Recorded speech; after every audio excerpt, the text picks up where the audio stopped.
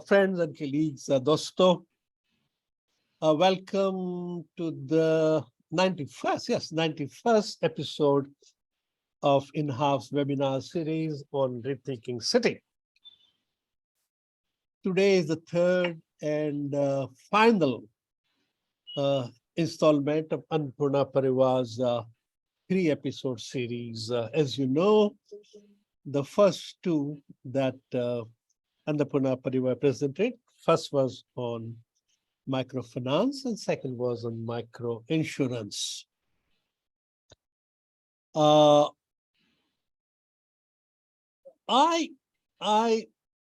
must, as a matter of fact, I know I did this last time, but I just can't refuse myself this privilege that I must thank all at Annapurna for their very deep interest and visible commitment to making this webinar series a very big success. You have worked very hard. You've done your homework diligently. You got special videos made, for this event, and even organized full-scale rehearsals of the program. We are running this webinar series now for about over 2 years, and this is 91st webinar. Let me tell you, no one has shown this kind of interest, this kind of commitment, this kind of desire to do homework, and therefore I really think I must again and again thank you, because it really means that you're taking this very seriously. You are basically believe in what you're doing and what we are doing, and therefore giving your best shot. So thank you very much for doing that. Of course, obviously must thank everyone, Medha ji to begin with, and of course, Dr. Joy Deshmukh, Ranadive ji, Ujwala ji, Joshi Saab, Anupama ji, Aarti Shinde, and of course, Shruti ji, if she comes today. The reason I'm very keen to see Shruti ji is this, because I've been chasing her almost for 2 years. When I started this webinar series, she was one of the first 10 people I'd approached to do webinar series on informal sector entrepreneurs. And she's been very elusive. I have not been able to find her, not been able to kind of get her to do this. And therefore, I thought I'll be very happy if I catch her today and get a commitment from her in presence of all of you so that it happens. I hope she comes, but thank you very much. Before I hand this over to Joy, Madam G, let me tell you why we are doing this, not only to you, to everyone who is listening to this. Why is INHAF doing this series?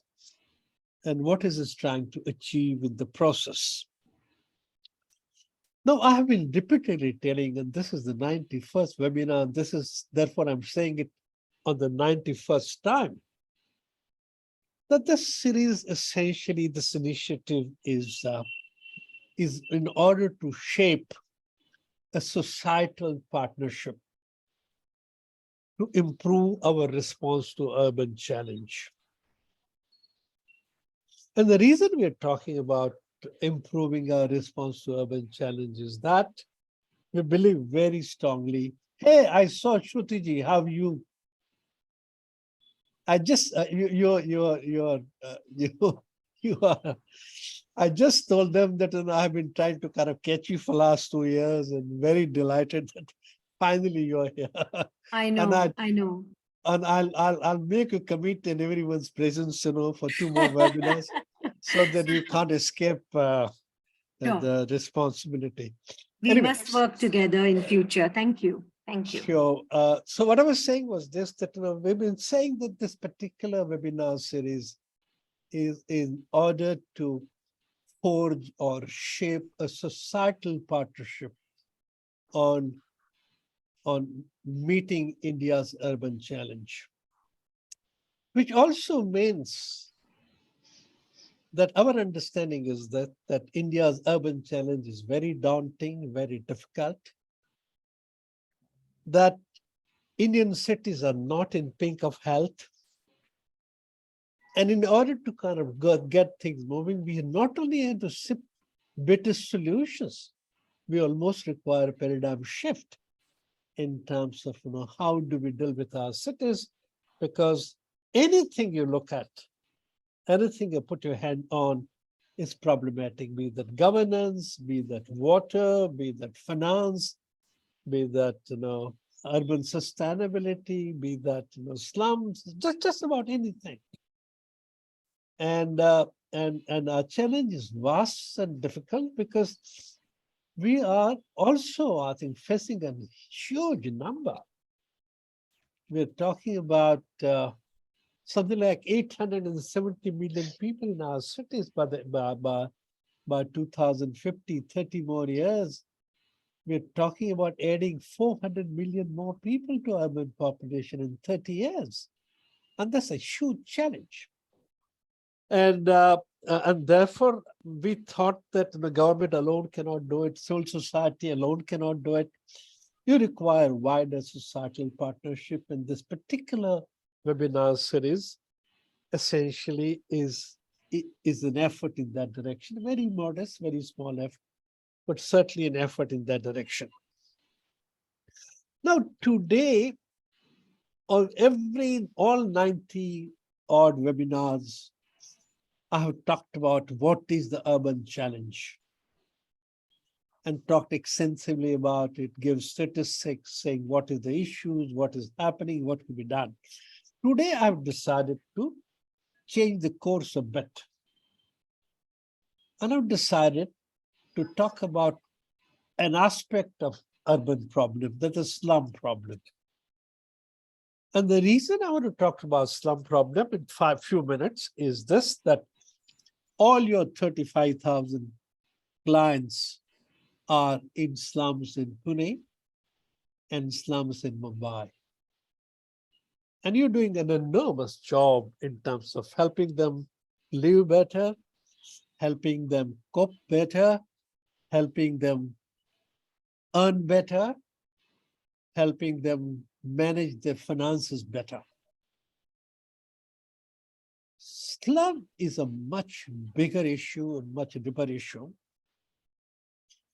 And I thought I'll take just 2 or 3 minutes because people who are listening to me at this point of time, your customers and clients, and I'm not going to talk about finance, I'm not going to talk about loan, I'm not going to talk about insurance, I'm going to talk about, is slum problem solvable? And I really want to kind of start with an assumption, with a reiteration, that if we do it well, if we do it proper, India's slum problem is solvable. Now, in this connection, Housing Minister, I think about a few months ago, made a very important statement in the Parliament, where he said, no poor person in our cities or villages should be evicted, bulldozed. And when I saw that statement, I wrote him a long letter just next day and said many things. I'm going to read a few of them today because I'm very keen that your slum dweller families and you also hear. The first part is the slum is a solvable problem. So this is what I wrote to the minister. And I'm going to read very quickly. I'm saying, number one, do not bulldoze, do not evict, and do not shun them as ugly eyesores. Do not see the residents as criminals or parasites. They are people like you and me, and whether we like it or admit or not, they build our cities. They are the ones who are building our cities. This is number one statement I made. Number two, Even if we do not see it that way, for a change, we should see it from their angle, their point of view. That is, it may be our problem, the slum may be our problem, but the slum is their solution. They are not dirty. They are dirty because they do not have the municipal services which everyone has. This is the second point. The third point is that even if wanted, the government cannot build millions of formal houses, even if it wishes to do so. Fourth thing is, for the slum residents, the location is the social and economic asset. In the name of giving them better houses, if you throw them 20 kilometers away, that is not service. That is disservice. Fifth point I wrote, as a slum dweller, what is his or her priority? Seldom a new Pakka house. It's a job. It is income. It is location. It is water. It's school. And it's health services. These are their priority. If you're talking about house, comes somewhere 7th or 8th or 9th. This is also saying preserve what they have, allow them to stay where they do, give them secure land tenure so that they could preserve and they are not afraid of evictions and bulldozing. If this happens, if you provide them services, they are not worried about houses. They build houses, they will improve it themselves. And organization like Annapurna will help them do it. Will give them loans, will give them support. So the reason I'm talking about is this, like that India has done a massive program under Pradhan Mantri Awas Yojana. 12 million houses have been built. And it's a terrific program for the poor. We've never seen such a big program. But if you go deeper and ask a question, has it improved conditions in slums? An answer is not easy to find. So what one is saying is this, that building houses is not enough. Whom the rich, how they reach is very important. So it is in that context that I thought I'll take my introductory statement to tell something about slum problem and then hand it over to Joy Deshmukh ji in order to conduct the workshop. As I said, I'm not too well. I'll try and stay back for the whole length. In case I'm not, I'll come back and write to you again. Thank you very much. Thank you, Kirti bhai. As usual, your introduction gives a lot of food for thought, and you have set the context very rightly. Annapurna Pariwar, as we all know, and I'm sure that people who have signed in and registered and are watching us now, the webinar, have seen the earlier two webinars.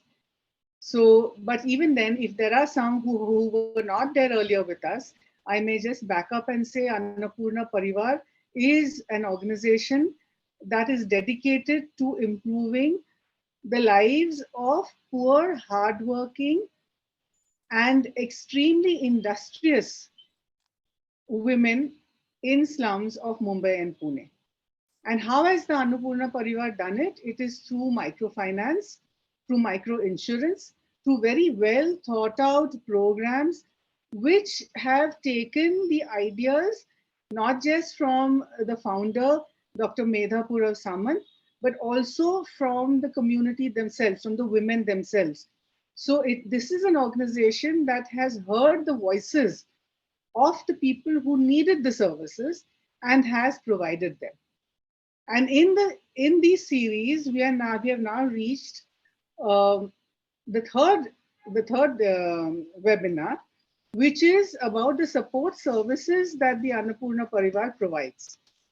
But before that, I may say that the thread which ties all the three webinars is impact through empowerment. And what do we mean when we say empowerment? It's very simple. When do you feel disempowered? When you have no idea of what your future holds for you. Anything which knocks the future out of your mind is disempowering. What is empowering? Something that puts back the future in your mind. When does it put back the future in your mind? It puts it back today through measures taken today. And that is what Annapurna Pariwar has done. It has empowered their members through their programs, whether it is microfinance, microinsurance, or the amazing support services that we are going to see today. They have shown impact through empowerment. And the interesting thing about today's webinar is, if you notice the title, it is Building Future with Children Through Communication. What we will see today is how the support services are directed towards children, but in that, they actually help the parents. They help the women members to earn livelihoods, to live better lives. And in that, they also help the children themselves. And this is done through communication. And what is this communication? We have a very interesting panel today with us who are involved in these different types of communication within these support services. So I will now move to telling you about who are panelists. So of course, we have Dr. Medha Samant, who is the chairperson and managing director of the Annapurna Pariwar, dedicated 42 years at a minimum of her life towards the Annapurna Pariwar. I would urge you to go to the website and see for yourself the kind of work that they're doing. And from that itself, you will know the authenticity and the credibility of this organization. Then we have Ms. Ujwala Waghole. She's the CEO of Annapurna Pariwar, and she's been with the Annapurna Pariwar for 20 years. Next, we have Advocate Aarti Shinde, who's the COO of Annapurna Pariwar, associated with the Annapurna Pariwar for about 18 years. If I'm wrong, Aarti, please correct me. Yeah, and then we have amongst us a stalwart, Shri VC Joshi, whom I will refer to as Joshi sir. He is on the advisory board of the Annapurna Pariwar, associated with the Annapurna Pariwar for 25 years.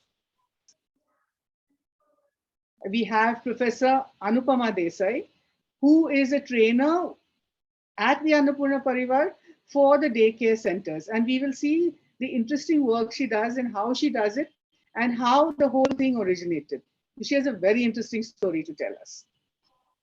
And we have Professor Vrushali Magdum, who is the managing committee member of Annapurna Pariwar. So, and last and not the least, we have Professor Shruti Tambe, who is the head of sociology department of Pune University, who herself specializes in urban studies, gender studies, and issues of the informal sector. So we can't wait, Professor Tambe, to see your insights on this entire thing. And in case all of you are wondering who I am Dr. Joy Deshmukh Ranadive. So I am associated with the Annapurna Pariwar since the days when I was the director of the Indian School of Microfinance for Women in Ahmedabad. So I have been from the microfinance sector, but I retired as the global head of CSR for TCS. So basically, I'm a social scientist. I have a PhD in economics, but I've always worked in the development sector. And I call myself a social scientist, not just an economist. So that's who I am. And in these support services that we will be talking about, we will see three things. One is the support services directed to children through education and through daycare. And the other is a very interesting organization called the Dadapura Research Institute and Training Center. This organization is instrumental in collecting and disseminating very valuable qualitative and quantitative data. So we will also be hearing about that research institute, for whom we have Professor Joshi, we have Professor Vrushali Magdum with us. So let me begin the webinar. I think I've talked enough. My first question, of course, is to Medha Tai. So in the last two webinars, you told us about the microfinance program, you told us about the micro insurance model. Today, we are looking at non-financial services. So Medha Tai, tell us, why did the non-financial services start? Did they start after you finished microfinance, microinsurance, or where did they start and how did they start? Thank you, Joy, for asking me that question. Let me say that the non-financial services started from day one. Because in 1993, I left my bank job and I started giving small loans of rupees 1,000 to the very poor women. But before that, I knew nothing about slums. I knew nothing about their lives and what are their aspirations. So I wanted to understand them, not just to give them loans and not just to recover the loans from them. So I used to go to each slum, forming the groups of 5 women, which we called later joint liability groups, who came together and who vouched for each other that I will repay, she will repay, all will repay. And that's how they progressed and proceeded ahead. And that's how Annapurna Pariwar progressed. So after having said that, let me say that I used to go from slum to slum in Pune when I began. And there were so many slums in Kothrud, Aund, Parvati Paitha, Desai Matha, all these areas. And I came to know about the slums because in my banking career, I never saw slums. We used to approach the richest of the clients for deposits. And here I was approaching the opposite end. And I used to go and spend time in each slum with each group, at least 2 hours at a time. And I had even written a song for them. I used to go on my two-wheeler. When I used to park my two-wheeler, women used to gather around me. They used to take me inside their slum, welcome me. And then we sat somewhere in the common space, like a community hall or a temple or a church or just an open space. They used to lay gunny bags there and we used to sit and we started singing songs. So the other women gathered because the children ran around and they said, the singing Thai has come. The singing Thai who gives money also has come. So that's how my introduction, increased. And they always found me as their friend, philosopher and guide. And which is what I love very much. That's when I learned about their lives. I understood that they aspired for the same things. They wanted good education for their children. They wanted good, housing. Not on the day one. First thing that they wanted was to get rid of the money lenders because most of them used to borrow from the money lenders. So from the very first loan, we started, freeing them from the clutches of money lenders. And later on, they invested in the business, then education of children, then housing. But all the aspirations were like you and me, like any educated woman. Their language was rough. They did not know how to say that. But that was wonderful. So I learned a lot about them. And that's how we went on building all the services after microfinance, microinsurance, then daycare centers, then educational sponsorship for the single women, and then a research center to back all this up. So this is how we evolved. And initially, they used to consult me for each and everything. Their fights in the community, fights within the family. And I used to intervene as and when they approached me. But then later on, I understood that I should not, get involved in all those things. Made some mistakes also. Sometimes it boomeranged also. But then later on, I understood that wherever I could make an impact on their lives, I should intervene only there. So our dialogue went on and we evolved as an institution. Because I started as an individual, but I always had a bearing in mind that I have to institutionalize this. And you cannot build an institution without a dialogue and without building the people around you, without knowing each other. So it was a wonderful journey.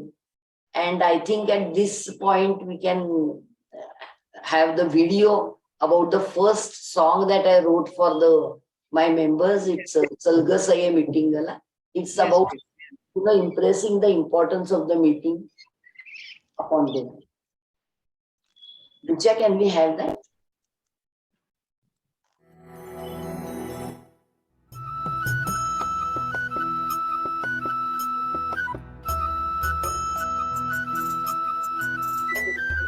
सलगसये मीटिंगला मीटिंगला मीटिंगला ग सुख दुःख मनातल सांगायला सांगायला ग बचतीची सवय गलावून घेऊ कर्ज सुद्धा हवा असेल तर मिळवू घरदार सुधाराया बदलाया बदलाया ग सलगसये मीटिंगला मीटिंगला मीटिंगला ग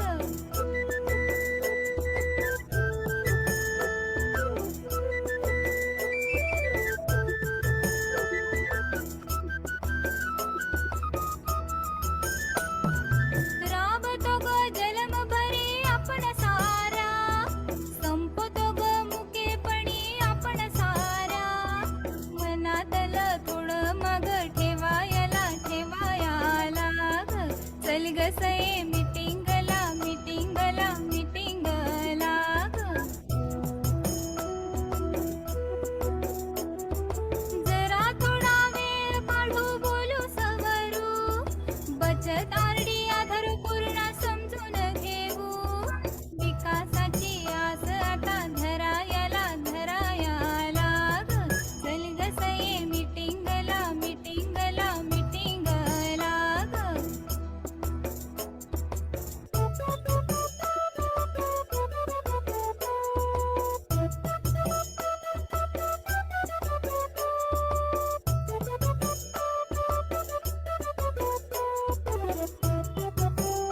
Hmm?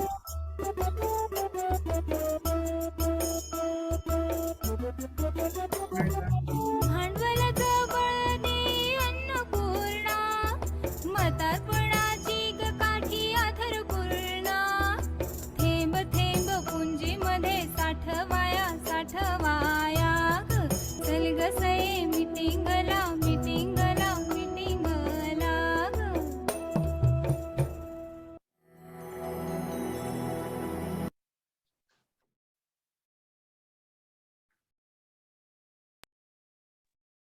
I think Dr. Joy is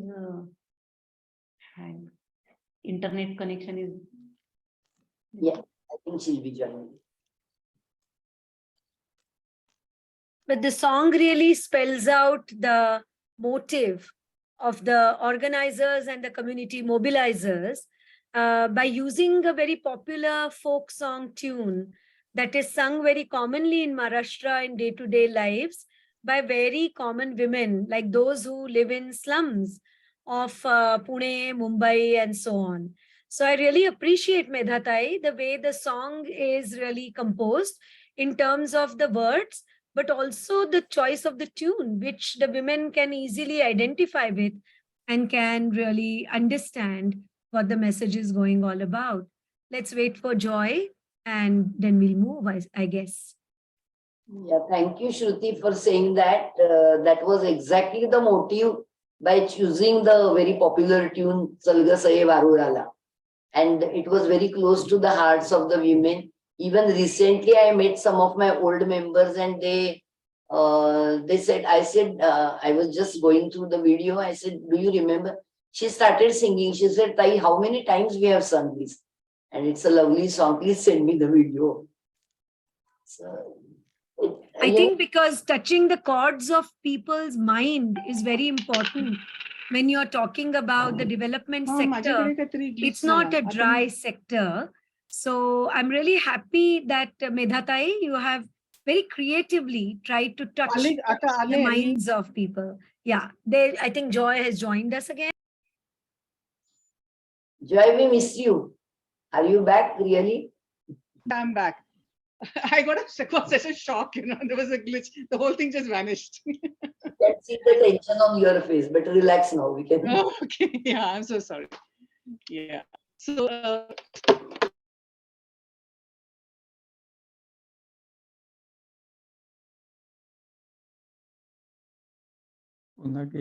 connection. I think there it goes again. I think she'll join us in a minute or so. She's struggling with that, so we can bear with her for a while.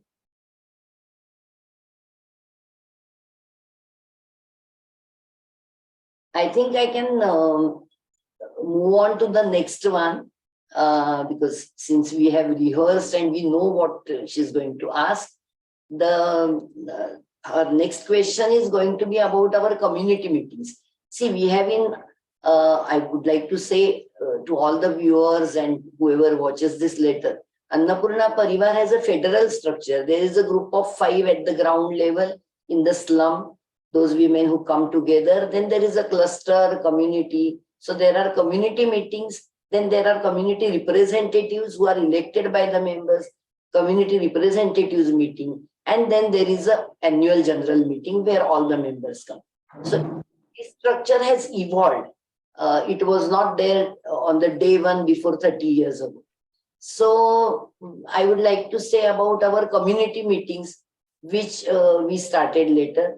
I mean, initially in the first 10 years, it was we meaning I was there who had an office in our house, who was the founder and initiator of activities, but I did not know that we will be building such a big Annapurna Pariwar.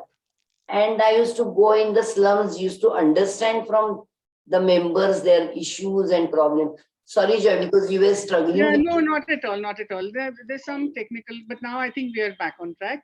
Yeah, so I'm so glad that you're telling us about the community meetings, because that's what I was going to ask you. That yeah, please do. Please carry on. We have rehearsed, we know, I knew what you were going to ask. So I'm already started talking about that.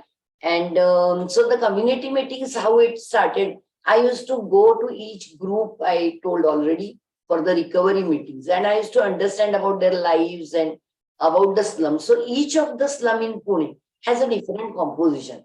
I have moved around in 530 slums in those days. They were only that much in 1993. Today we have 650 slums in Pune.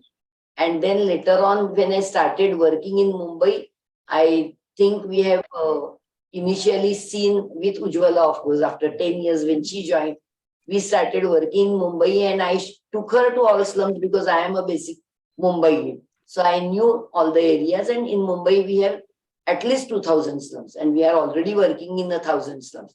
So I must say that the slums each slum has a different combination of people. Yeah. Some slums are mixed communities, mixed religions, like lower caste Hindus and Muslims and Buddhas and Christians. And some slums are just Matangs, just one community, or just Vadar. And you know that there are Vadarwadis in Pune, at least 4 or 5 different Vadarwadis. So all this, with all these compositions, I used to observe them keenly. And I was also doing my doctorate then on microfinance, and from the researcher's perspective also, I used to use my interactions with them. So I understood that each slum doesn't have only the problem of poverty, but there was also ignorance, there was also illiteracy, negligence about their health, and hygiene was horrible. And besides this, there was a lot of superstitions. They used to go to pilgrimages, spend money from their scarce resources. They used to spend a lot of money on the superstitious things, and which I, as a educated secular person, I used to find it terrible. But I thought that it's not a good idea to give them a sermon and ask them to stop this. I thought maybe different communities, if they meet together sometime, they will, each one will find the other thing ridiculous, because each one believes in her superstition, but doesn't believe in somebody else's superstitions. So that way I started inviting them once a month in my, I had a big terrace in my house, It was 10 years, the office was in my house. Annapurna Pariwar did not have a separate office.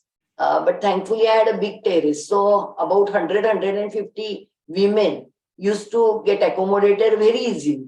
And we used to all sit on the dari and we used to talk together. And then I used to throw some topics like that, which I had gathered in the previous month from the community, from the recovery meetings. And those topics they used to be about the education, about the hygiene, about the superstitions. And I just used to, coin it and ask them to give their opinions. And then each one would say her opinion. And then I started slowly that who is for this opinion, then show of hands. Who is against this opinion, show of hands. Yeah. And that's how we evolved, and I initiated them into a democratic, transparent discussion, leading to some conclusions, leading to some, they were also understanding the societal ills. And this was exactly peer learning. And unless you allow people to talk in a very democratic, transparent way, they don't know. And these are very simple, illiterate women. They won't otherwise be able to, express their minds, express their thoughts. Yeah. So everyone, even I evolved in this journey. They evolved, and we all became today a very democratic, transparent organization, listening to the minorities, but also taking the decision by the majority show of hands. So all the financial decisions as well as the opinions of the community were formed through all this participatory process. And I think that's a very wonderful, solid foundation. Annapurna Pariwar has a big 12-storied building in which I am sitting, Ujwala, Aarti, we are all sitting. But I don't think that's the strength of our organization today. We have earned this through our hard work and lot of, so many years of work. And it's from the money of the poor women who stay in the slums. It's their building. But I think more than the building, the solid foundation is in building the communities, building the Annapurna Pariwar's membership, which is across Pune and Mumbai, and more than 125,000 women are shareholders. They share the profits, but they don't only share the profits, they participate in all the decision-making process. So that's how the community meetings helped for the peer learning, participatory, democratic processes. And I think at this point, we can we have a look at this another video about the community? Yes. Show of hands in different meetings. नमस्कार. अन्नपूर्णाच्या सर्व सभासदांना मेधाताईंचा नमस्कार. जुलै, August, September ह्या 3 महिन्यांसाठी मी तुमच्याशी सामाजिक विषयामधून हा संवाद साधते. हे 3 महिने असे आहेत की सणासुदीचे आहेत, तुमच्या सीझनल बिझनेसेसचे आहेत, तुम्हाला वेगवेगळे व्यवसाय करायचे आहेत आणि आम्हाला तुमच्यासाठी पैशाचा पुरवठा अजिबात खंडित न होता करायचा आहे. या पावसा पाण्याच्या दिवसात तुम्ही आजारी पण पडू नका, तब्येतीची काळजी घ्या. आणि आजारी पडलात तरी आपल्या नेटवर्क हॉस्पिटलमध्ये जाऊन क्लेमचे पेपर पाठवा, ही पण आठवण करते.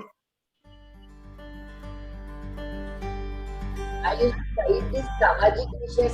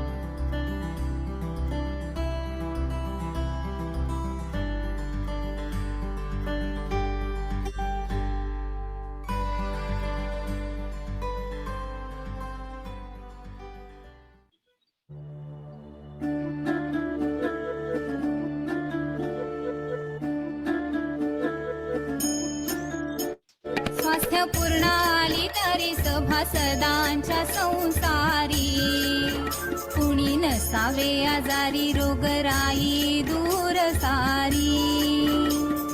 सरकारी दवाखाने वापरून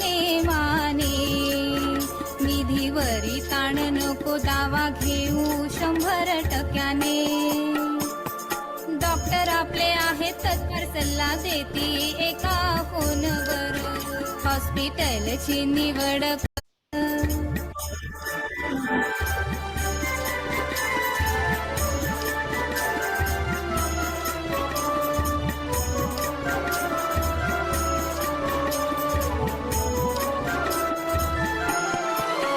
निधी कार्डाचा वापर करू साऱ्यांनी जरूर.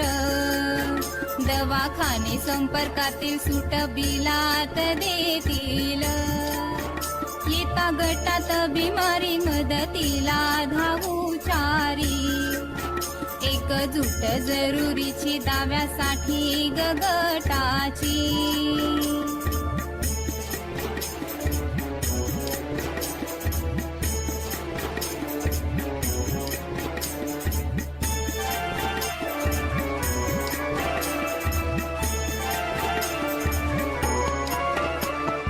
घरबसली साप ठेवू बाळांना डोस देऊ.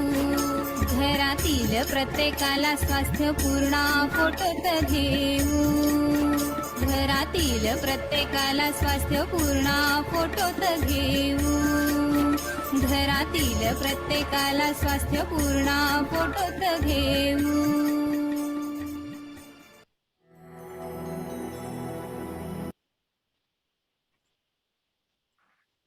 Thank you, Medha Tai. I must remark here that the whole crux of the support services rests on communication.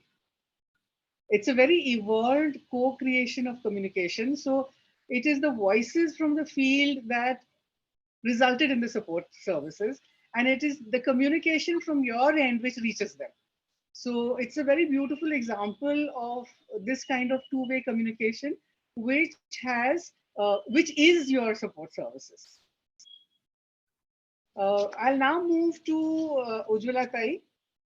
As you know, she is the CEO of Annapurna Pariwar.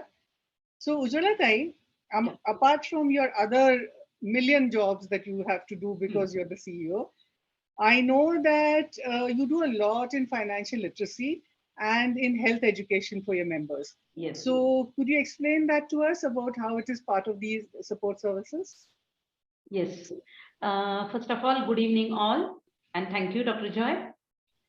Yes, we do educate our members and their families in various topics, which include how to use ATM cards, how to operate their bank accounts, like that.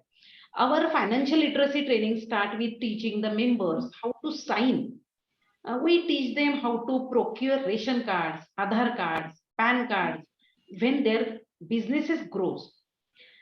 We also try to increase their knowledge on preventive healthcare treatments on major sickness or gynecological issues.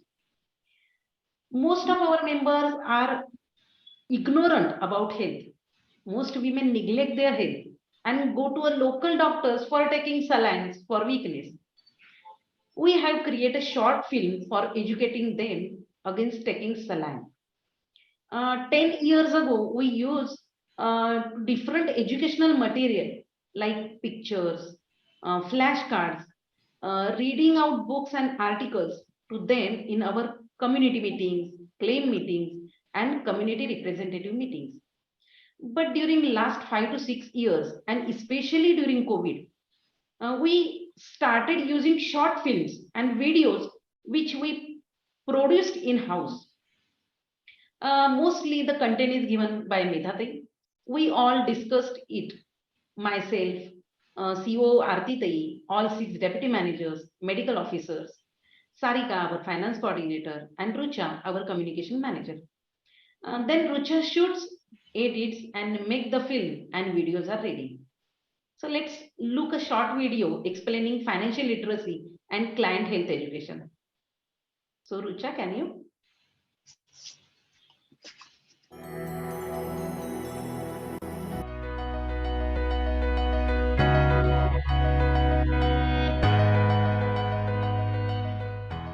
तुमचे bank खाते चालू राहिले पाहिजे ही तुमची जबाबदारी आहे. तुमच्या कर्जाची रक्कम तुमच्या बँकेच्या खात्यात जमा झालेली आहे की नाही हे पाहणे तुमची जबाबदारी आहे. कर्ज मिळाल्यावर 8 दिवसानंतरही पैसे बँकेच्या खात्यात जमा झाले नाही, तर तुम्ही ताबडतोब संस्थेच्या स्टाफशी संपर्क करा. पैसे खात्यात जमा झाले आहेत का हे पाहण्यासाठी तुम्ही पुढील गोष्टी करू शकता. बँकेत जाऊन पासबुक अपडेट करू शकता. आजकाल पासबुक मशीनद्वारे पण अपडेट होते. त्यासाठी तुमच्या बँकेशी संपर्क करा. तुमच्या जवळच्या ATM मध्ये जाऊन बॅलन्स इन्क्वायरी करू शकता. तुमच्या जवळच्या ATM मध्ये जाऊन मिनी स्टेटमेंट घेऊ शकता. तुमचा मोबाईल जर बँक अकाउंटला लिंक असेल तर मोबाईलवर SMS आला त्यातूनही तुम्हाला कळू शकते. तरी तुमचे बँकेचे खाते सुरू ठेवा व बदलत्या काळाबरोबर तुम्ही ही प्रगतीची पावले उचला.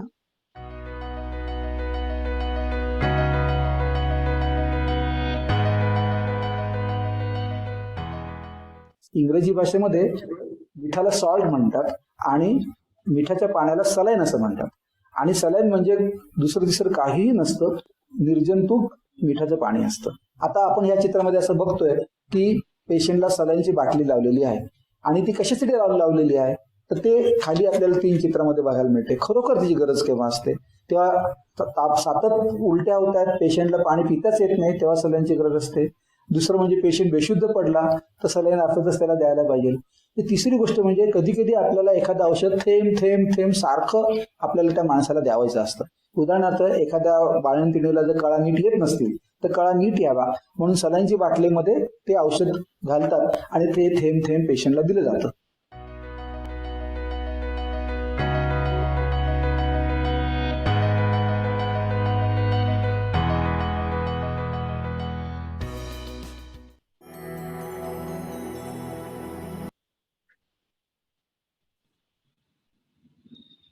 Yeah, thank you, Ujwala Tai. I'm now moving on to Medha Tai.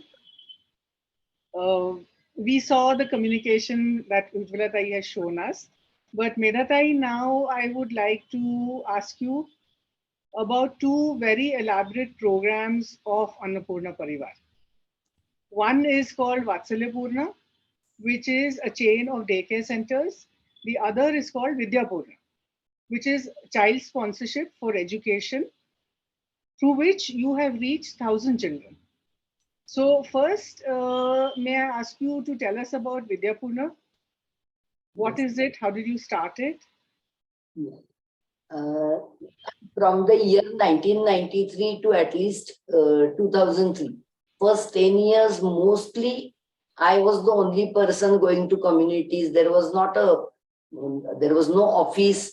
It was home-based office. Basically, all the sources of finance were depending on me, but that I took that as an opportunity and I went, I met so many members. I used to personally sit and give them loans, go to their slums for recovery. So during this communication, I met many single women who had lost their husbands, who were widowed or separated or divorced, and they found it very difficult to educate their children. And I used to ask at the time of loan, I used to interview the woman, what is she going to do with the money? She said, I want to pay the fees of the children. And I said, how will you repay? Because you are working as a housemaid, for example, or a vegetable vendor, but your income won't increase after you spend this, you take this loan, you spend this money on the education of your child, your income is not going to increase. So how will you repay? And then they had no answer. They said, no, we will repay slowly. And then I really understood that it will be very difficult for her to repay this educational loan. And hence I thought that it's not a loan, but educational help or donation should be given. So again, it was a need-based program. I understood their need as they needed somebody to invest in their children's education, especially the single women. And because of my social connectivity and social context, I used to ask my friends or relatives or whoever asked me that I want to help you because you are doing a nice job in the slum. So then I asked them to, pay for a child's fee. So some people came forward. They said, we'll pay for 2 children's fee, 3 children. So like that, we initially just, with the word of mouth, I gathered a few donors. Then after I think 2009, we had enough money to appoint a full-time staff who would call people and found donors.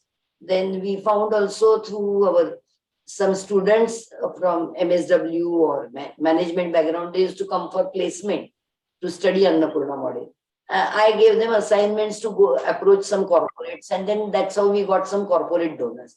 So until 2013, we had no decent profit from our microcredit activity. Until then, we gathered always money from the word of mouth to donors professionally searched and found or corporate donors. But we went on increasing the sponsored children from 10 to 100 to 200. And now last 10 years we have 1,000 children sponsored every year from nursery, from the age 6 years to 12th grade pass. And after that we tell the children to earn and learn and help their mothers. So now, and from 2013, last 10 years, we have been putting aside some part of the profits of Annapurna Mahila Cooperative Credit Society, which comes from the microfinancing activity and which also comes from these single women because they have paid some interest on the loans that they have repaid. So we plow it back, we invest it in their children's education. So now major chunk of the sponsorship money comes from the profits of Annapurna Mahila Credit Society, and I find this is a very good ecosystem, and we help the more deserving women or more underprivileged women from the whole lot of members of Annapurna Credit Society, to invest in their education, and that's how we try to secure their children's future. Otherwise, normally a single woman's children, they are dropouts, school dropouts. The girl helps in the mother in the housemaid job, or if she is a vendor, street vendor, then the boy helps the mother, selling things on the street. So they ruin the future, and they Right. of poverty. So in this way, try to build a future, because children are always the future of women, which is what I understood from our two-way dialogue with the members. Right. Annapurna has this size of 1,000 children each year since last 10 years. And I think I would like Rucha to show how it is done on field, because it's not now me that who is doing. It's on the field. The service executives are there. There is a deputy manager looking into all the health services as well as educational services, the pension program. So Rucha, can you show us the video on field?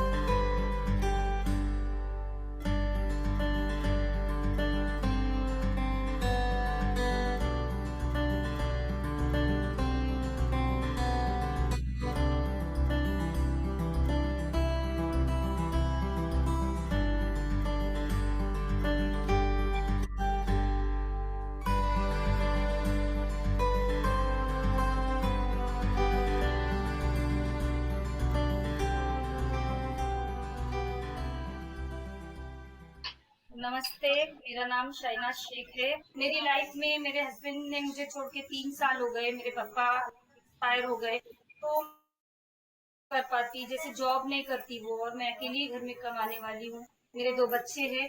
Life से मुझे बहुत कुछ झेलना पड़ा, तो मेरे बच्चों के लिए मैं बहुत जगह हाथ फैलाई थी पापा एक्सपायर होने के बाद। जैसा मैंने ये गट लेना शुरू किया तो मेरे बच्चों की लाइफ बनने लगी। और मेरी बेटी जब बीमार हो गई थी तो आपकी पास से मुझे इतनी बड़ी मदद मिली कि मेरे बच्चे के बिल आपने पे किया जब मेरी बच्ची हॉस्पिटल से बाहर आई।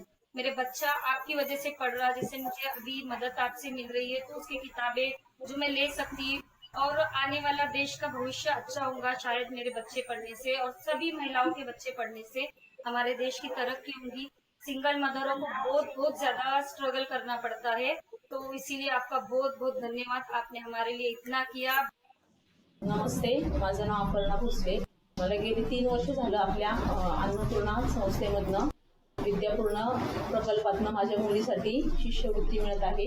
2500 रुपये ही शिष्यवृत्ती असून मी याचा वापर माझ्या मुलीच्या शिक्षणासाठी करते. आणि मी माझ्या मुलीला प्रत्येक वेळी सांगत असते की आपल्याला जे मदत करतात आपण आपल्या पायावरती उभं राहून आपण सुद्धा त्यांना मदत केली पाहिजे.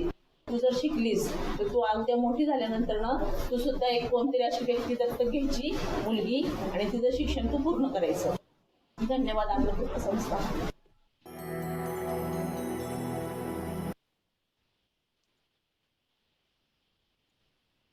Thank you, Medha. This was wonderful. The last piece where the lady said that she told her daughter, that she should sponsor a child when she starts earning.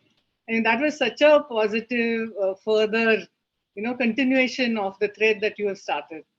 I mean, amazing. Congratulations. Medha, let me now move to Vatsalyapurna after hearing about Vidyapurna. So these are daycare centers. I mean, they're on your website. We can see, what is the work that you're doing. So when and why did you start this? Kind of we know why, but like how did it start? And how is it connected to the empowerment of women? These daycare centers. Yeah, this question is very close to my heart, and really these members who express their thoughts after their children were sponsored, it touches my heart like anything. And so moving forward to Vatsalyapurna, again, it's a need-based program. And the need was expressed by the members to me. But before that, I must say that the daycare centers are very, very much connected to the empowerment of the women. Because in the reproductive age, when the women enter in the reproductive age, if they don't have a support system at home, like a grandmother who can take care of the children or a good daycare center nearby, she has to drop out of the job market. Even if she is highly educated, qualified and professional woman, she has to drop out and she has to be just in a reproductive role, forgetting her productive role. So this is how it is connected. And especially for a very poor woman who lives in a slum, she has to earn. If she is single, she has to doubly earn. So she has to then, in order to be able to feed her children, she has to literally leave them at the mercy of her neighbors in the slum. And she goes out to work. And then the children are just, not attended by anyone. They are facing many dangers in the community, like a gas cylinder burst or burning by gas, or the lose electric connection, facing accidents with that, or getting beaten up by a stray dog or whatever, or the worst of it is sexual assault. And then you see that the children ruin their future. They have no childhood. Mostly the daughters, elder daughters of the single mothers, they are school dropouts because they have to look after their siblings, younger siblings. So all these facts I could see in my first 10 years of interactions in the slum, meeting members through the community meetings. It so happened in 2003 that there was a rape on a 6-year-old girl in Karvenagar community. We had just bought an office there in a hut. It was a tin-roofed hut. And I used to conduct the community meetings there.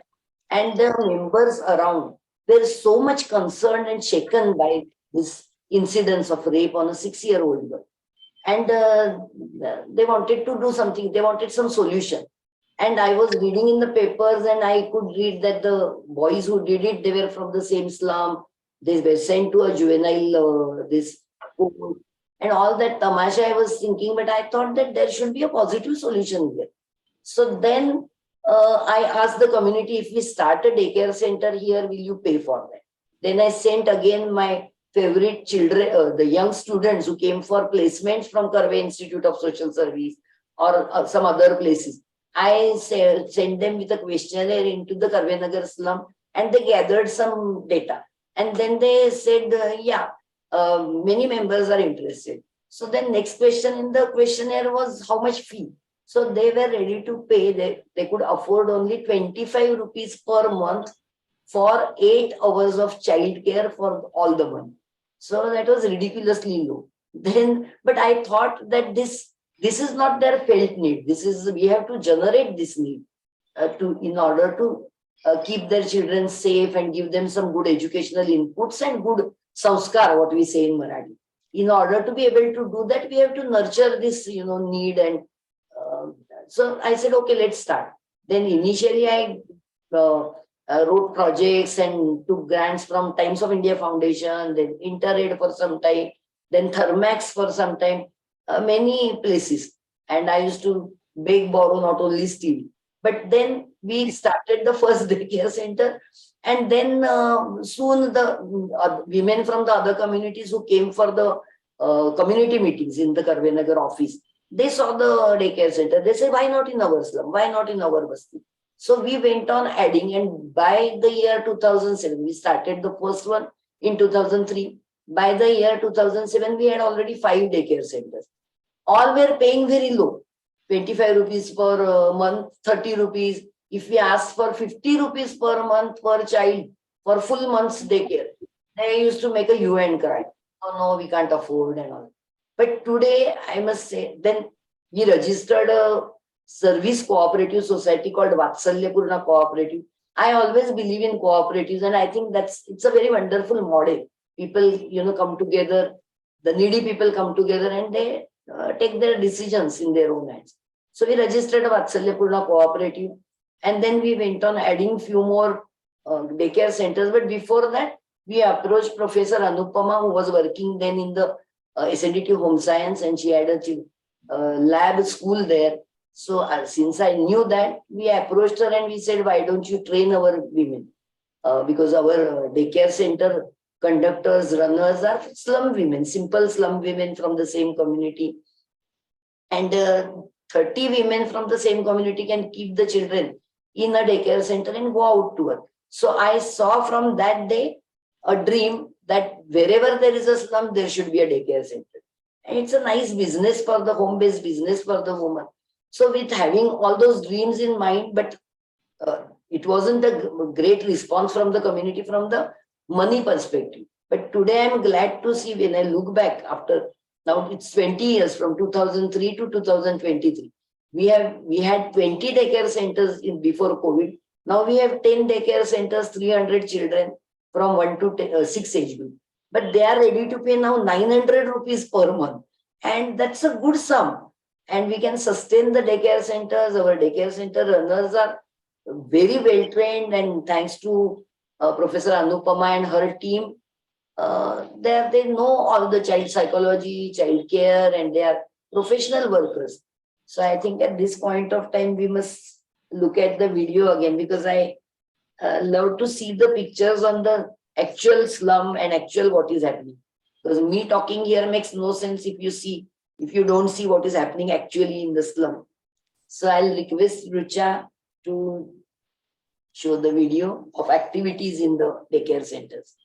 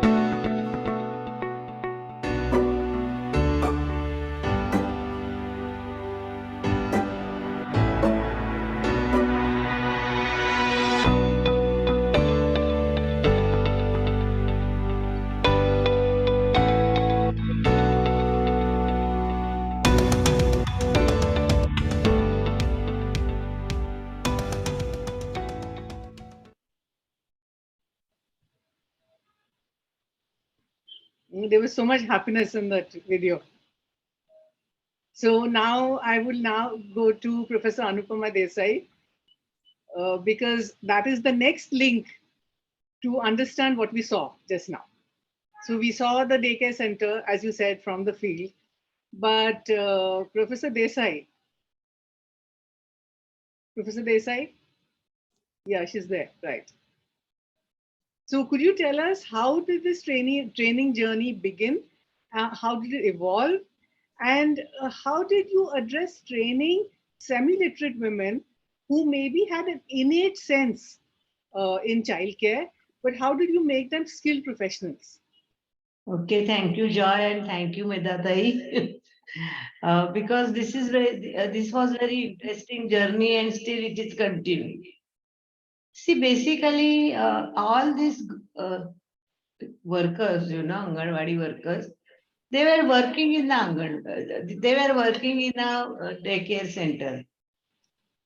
And you have observed many activities, but why they are doing this and how they can do skillfully, that was the Medha Tai's main interest. So, instead of taking training only alone, I joined with my department and all lecturers and even students of SNDT Home Science College. And then we adopted method that first do it, enjoy it, understand, and then you can work with children. So we gave all activities to these daycare workers.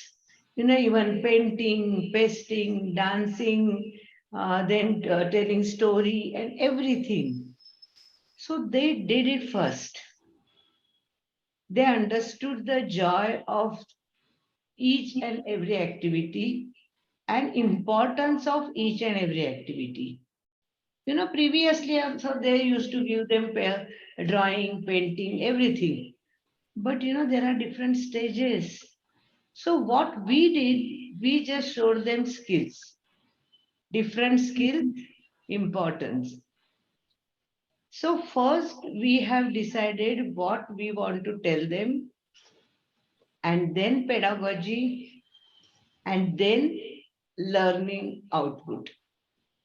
Because even each lady, she was different. So she used to take it differently. And we have to come on a same platform. So basic thing is, they used to come to SNDT, they used to do so many activities, then we used to discuss, understood, and I think we have adopted that method, which was very useful. Yes. Yeah, so from that we understand how it began, but I would like to go deeper into what you said, that you kind of worked with them on different ways of developing material for teaching. Yes. So what were the components of the training? I mean, the use of indigenous material, a use of indigenous methodology, what was that? See, basically, there was a certificate, I can't say certificate course, but 11th and 12th, we used to offer daycare center course. So we took that something, like to form a syllabus or curriculum.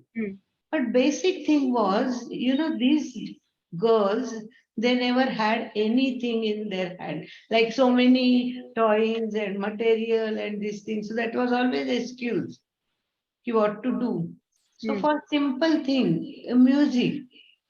Yes, you can use piano, harmonium, tabla, whatever it is, But we have thali and chamcha, spoon. We have katori and spoon. We have dabbas. We have, very cheap ghungroos. At least we have God's ghanta. Bell. So there are so many things which we can use. And main thing, our whole body is something that is a tool. Right. So, we showed them, okay, they were telling story, but there are many aspects. If you will tell story in monotonous, no one will listen. Yeah, But your facial expressions, and you just bring some stake of different sticks and show them story with props. Yeah, props. Yeah, props. Yes, but prop easily available in home yeah, and surrounding. yeah. So we use that. Even one thing, simple color, just take a starch powder, make a starch, put rangoli color or haldi or whatever it is. It gives you wonderful color, even brushes. Put some cloth material or wool or even jhadu material, broom Yeah, material. yeah. Your brushes are ready. Mm. So that we give more and more, and they are super. Basically, Mm. what I want to tell everyone, that in Marathi we said Kori party is always wonderful. Mm. So they were like Blank slate. Blank yes, slate. Yeah. yes, they used to absorb each and everything. Mm. And I think they are excellent now. They are excellent. They know why they are doing. See, Yeah. basically, we have planned this thinking the child's all-round development. Yeah. So that is a motor development. So what are the games for motor development? What are the activities for small muscles development? Yeah. Yeah. Social development. So there are different games for social development. A simple doll's house, where we, many times we throw something nice purses, Mm. but we don't want to throw also, and we don't want to keep also. Mm. So chunnis, odnis, Mm. then tuta-futa specs, then powder boxes, all these things. Keep it everything, they will play as a home. We don't need these ready-made things. Mm. So social, emotional development, how to express your emotion. So there Yeah. are different ways, and intellectual, cognitive development. Yes. So we have showed many games of cognitive development. Cognitive development is not ABCD or 1, 2, 3, 4, 5.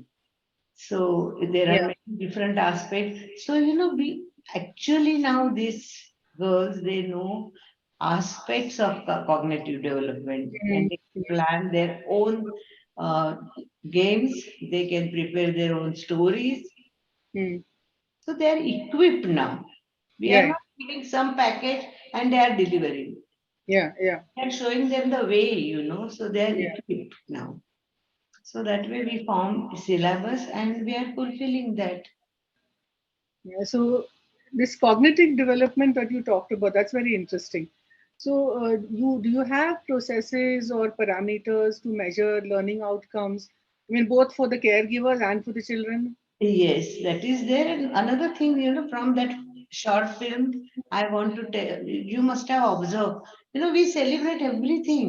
Right. Right. Celebrate Diwali also, Christmas also, Eid also, Right. and whatever, like it is open thing for parents Yeah. that you come, tell us, and we give emphasize how to celebrate, not why to celebrate. Yeah. Yeah. Yeah. Yeah, because each and everyone is having their own belief, Yeah. But how we celebrate in Maharashtra, that is very Mm. important.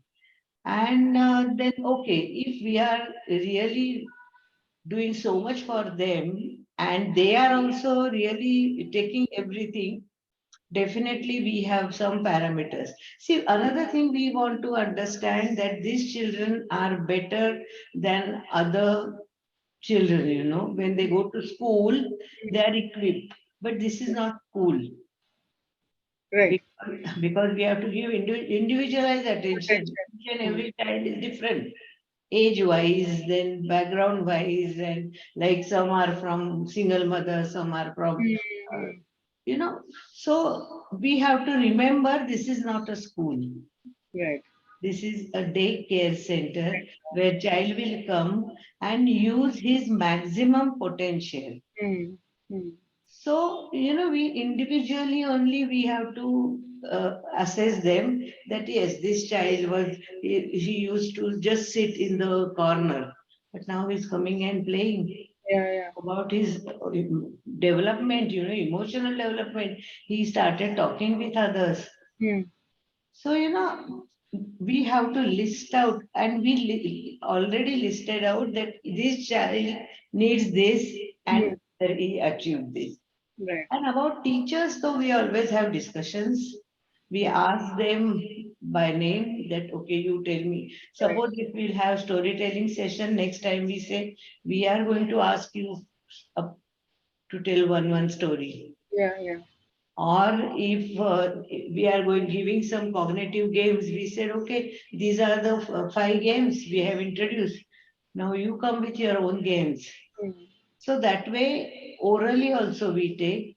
Then we have taken feedback from them that what they have understood. And maybe, now with Dadapura Research Center, I think Medha, we will make a formal format to assess them. But otherwise, we are assessing them. Previously, we gave certificate under SNDT, and now we are giving them certificate and motivation through Dadapura Research Center. Yes. Yeah. Wonderful. So it's very evident that both the caregivers and the children are able to live the education that you give them. Yes. Both the caregivers and the children. I don't know whether this is the platform to say, but I will say that our teachers are better than many schools from Pune. Yeah. Thank you so much, Anutai. At this point, I must add one thing. We have another video in which all the daycare center supervisors, she talks about the checklist in which she evaluates. Right. Yes. So that is coming up later. Yeah. But at this point of time, again, a short video. It's a song written by me on the poem Chan Chan Chan Mani Mahotsav. Sure. Shows the difference between the trained daycare centers and how they take care of the children. Right. Richa, can you play that?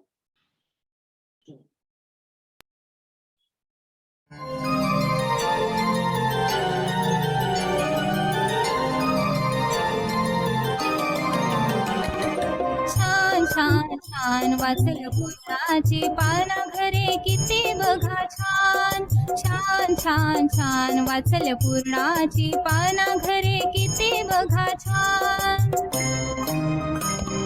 प्रशिक्षित आम्ही ताया मुलांवर करतो माया प्रशिक्षित आम्ही ताया मुलांवर करतो माया संगोपन नि विकास हाच असे आमचा ध्यास संगोपन नि विकास हाच असे आमचा ध्यास छान छान छान वाचलं पूर्णाची पाना घरे किती बघा छान छान छान छान वाचलं पूर्णाची पाना घरे किती बघा छान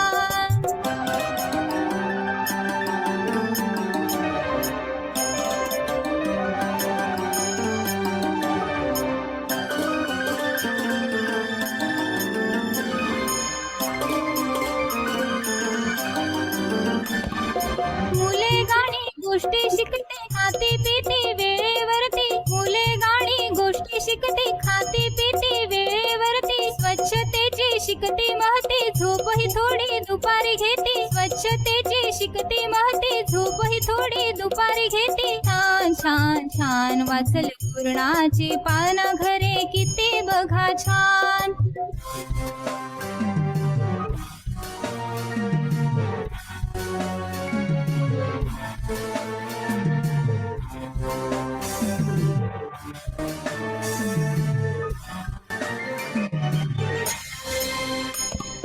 पालक जाती कामावरती मुलांची त्यांना नसे धास्ती पालक जाती कामावरती मुलांची त्यांना नसे धास्ती आनंदाने मुले वाढती वस्ती होई विकसित ती आनंदाने मुले वाढती वस्ती होई विकसित ती कृष्ण कन्हैया देवकीचा तो यशोदेच्या घरी वाढतो कृष्ण कन्हैया देवकीचा तो यशोदेच्या घरी वाढतो तशीच बाळे सर्व वस्तीची ठेव आमची वात्सल्याची तशीच बाळे सर्व वस्तीची ठेव आमची वात्सल्याची पूर्णाची छान छान छान वाचल पूर्णाची पाळणा घरे किती बघा छान वाचल पूर्णाची पाळणा घरे किती बघा छान.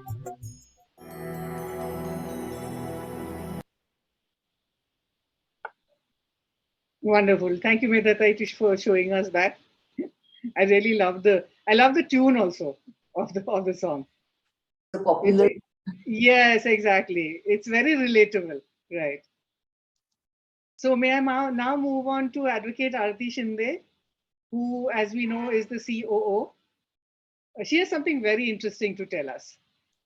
So, Aarti, you have given loans to some daycare conductors to build bigger homes in the slums so that they can run daycare centers. So, I'd love to understand the business model. How do you recover that loan? How is it sustaining? Yeah. Thanks, Dr. Joy ma'am, for these questions. And this is a social enterprises model developed by our CMD, Dr. Medha Samant. She started daycare center program in the slum into 2003. After running this program successfully, but without sustainability for first 10 years, she realized that it is difficult to raise grant forever. Then she decided to give some donation to Vatsalya Service Cooperative Society for the profit of Annapurna Mahila Cooperative Credit Society. After this phase, she thought of a plan how to make each daycare center sustainable. She discussed her plan with every stakeholder, right from daycare center conductor, supervisor, senior team of Annapurna Mahila Cooperative Credit Society like me, our CEO Ujwala Waghole, and the board members also. After a lot of brainstorming, we developed a system of giving loans to those daycare center runners who were ready to take a loan from Annapurna Mahila Cooperative Credit Society and build bigger house, use their house to run the daycare center during 8 to 9 hours every day. And they can use it in the night for their family. They collect around 900 rupees monthly fees from around 30 to 35 children. It means each month, each daycare center collects 900 rupees into 30 children is equal to 27,000 per month. One daycare center conductor who runs it in her own house plus one helper who comes from near vicinity shares the fees as per the rules fixed by the Vatsalya Service Cooperative Society Managing Committee. So approximately 12,000 plus 11,000 rupees is their honorarium and incentive based on qualitative and quantitative parameters. The daycare center conductors also get some amount as the rent for running the daycare centers in a home. It is around 2,000 to 3,000 rupees. The remaining amount from each daycare center is transferred to Vatsalya Service Cooperative Society, which is approximately 1,000 to 3,000 as the activity fee. From this amount, Vatsalya Service Cooperative Society pays the monthly salary for the supervisors and the accountant. The Vatsalya Cooperative earned approx 30,000 to 35,000 from 10 daycare centers. This amount is almost sufficient to take care of monthly expenses of this cooperative society. Each daycare center conductor totally earned 14,000 to 15,000 rupees from she pays the home loan installment to Annapurna Mahila Cooperative Credit Society, which is approximately 8 to 10,000 rupees. After the home loan is completely repaid, she can take this total income in her home and has an established home-based business. In this way, we have created an ecosystem where no money comes in from grants. The slum parents pay fees for daycare center facility for their kids, though a low amount. This enables amount 30 to 35 parents to work for whole day and earn a better income to be able to educate their children better. Right. Two women, barely literate, from the same community get respectable, sustainable employment within their home community. Right. Due to COVID, we had to close all 20 daycare centers in Pune and Mumbai, but we have restarted since last year. We have 300 kids in 10 daycare centers now. We can plan to expand or replicate this program in all the slums in the next 1 or 2 years. Thank you. Yeah. Very interesting. Really very interesting. You can see the video of the supervisors, daycare center runners, and the happy parents. Right. Yeah, let's see that.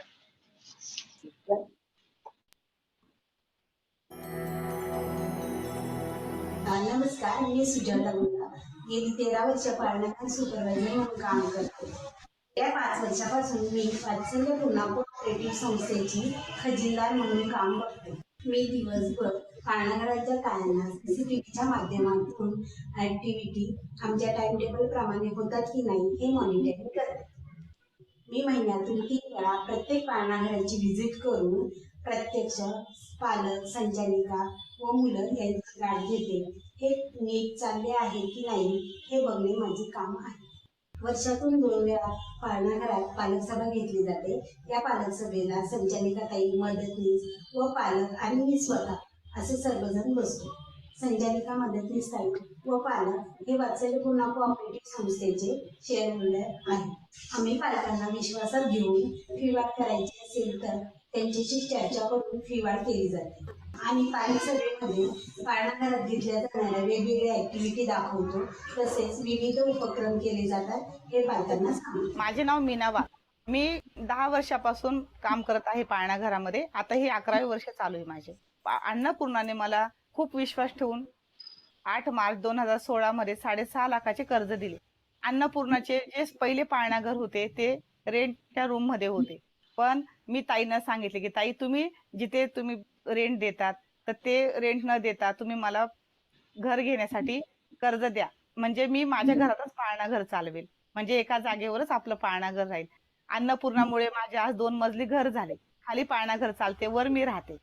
आज ज्या घरामध्ये मी पाळणाघर चालवते त्या घराला 7 वर्ष पूर्ण झाले आहे. माझे नाव आहे निर्मला सुरेश चंदरगी. पाळणाघर जॉईन झाल्याची तारीख आहे माझ्या 2004 जुलै. आणि आमच्याकडे मुलांच्या वयोगट असं आहे की 1 ते 6 वर्षाच्या मुलांचा आम्ही ट्री घेतो मुलांचा. आमचे पाळणाघरचा वेळ आहे 9 ते 6. त्या वेळेत 9 वाजता आले की आम्ही आल्याबरोबर आम्ही जाणं, पोचणं, रंगोळी घालणं, मुलांना घेणं, पालकांना व्यवस्थित बोलणं, पालकांच्या हसमुखीने आम्ही मुलांना घेणं, मुलांना व्यवस्थित वळणवर बसवणं. त्याच्यानंतर आपण 9:30 नंतर आपण 10 वाजेपर्यंत आपण व्यायाम घेते छोट्या छोट्या आपला. त्याच्यानंतर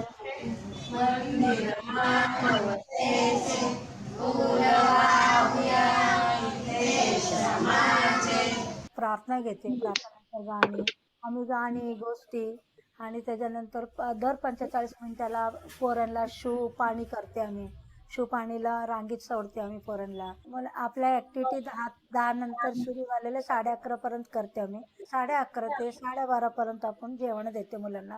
जेवण असं आहे की आम्ही पालकांकडेच डबा मागवते आणि ते डबा आम्ही मुलांना देते. त्याच्यानंतर मुलांना 1 ते 3 वाजेपर्यंतच्या वेळ दिलेले ते मुलांना. मग नंतरच्या 3च्या नंतर मुलांना उठून पाणी सगळं व्यवस्थित झाल्यानंतर आपण 4 वाजेपर्यंत मुलांना कंगवा करणं, पावडर लावणं आणि 1-2 म्हणणं, आठवड्याचा वार शिकवणं, त्यांचं नाव बोलणं, हे आपण 4 पर्यंत करते. 4च्या नंतर आपण मुलांना परत आम्ही जेवायला वगैरे देते आणि ते 5 वाजेपर्यंत उरकतात आमचं सगळं. 5च्या नंतर आपण ऍक्टिव्हिटी देते मुलांना, मुक्ता खेळ म्हणून. ते मुलाच्या मनासारखं खेळणं वगैरे. आणि ते 5:15च्या नंतर पालक एक येतात. पालक मुलांना आम्ही घरी पाठवतो. माझं नाव शालिनी प्रभाकर कोळी. माझ्या मुलीचं नाव प्रियांशी प्रभाकर कोळी. मी घरकाम करते. माझी कामाची वेळ 9:30 ते 5:30 आहे. माझं नाव सुकन्या महेश आवटे. माझ्या मुलाचं नाव लक्ष्मण महेश आवटे.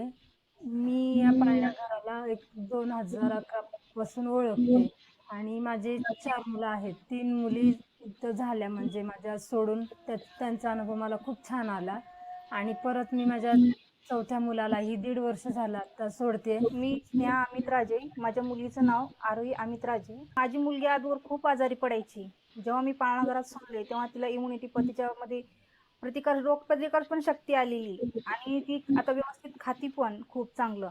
इथं खूप छान काळजी घेतली जाते अन्नपूर्णा संस्थेमध्ये, पाळणाघरामध्ये. पण बोलत पण नव्हती एवढी जास्त, ती बोलायला पण लागली, मुलामध्ये रमायला पण लागली.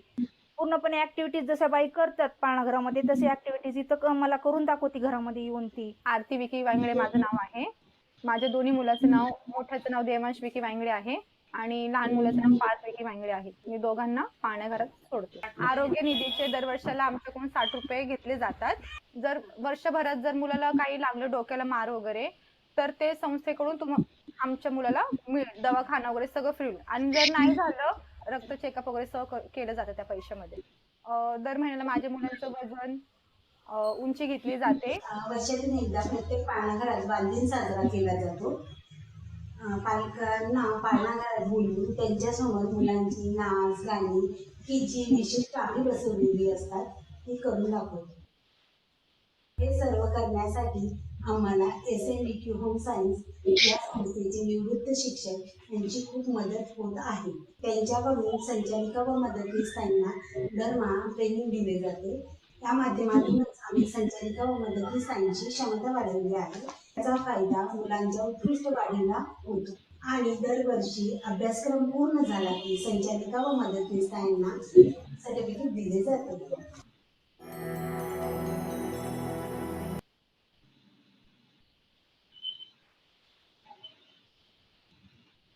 Wonderful. Medha Tai, may I ask you a question? So we just saw that you give certificates to the caregivers of the daycare centers, and they are given by the Dadapura Research Center.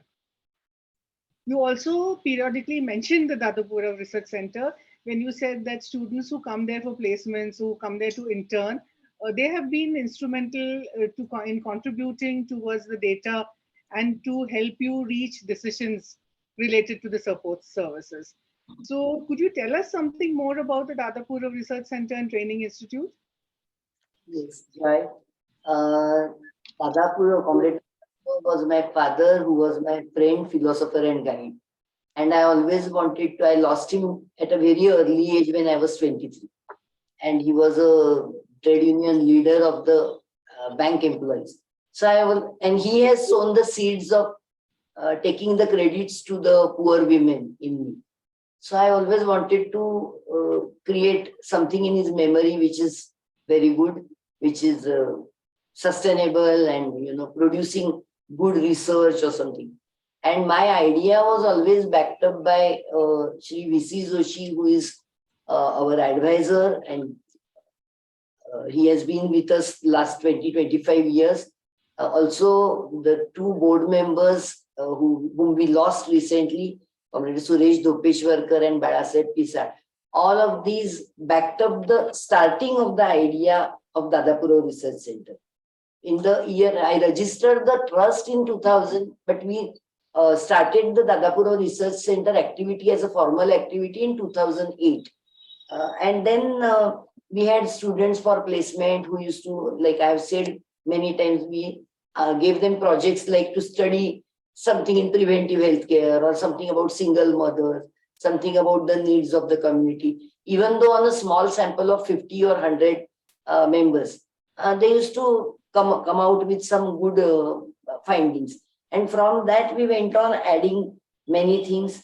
And I always believe that research and training is a very good wing or very good facility for an NGO, for any NGO to have in-house.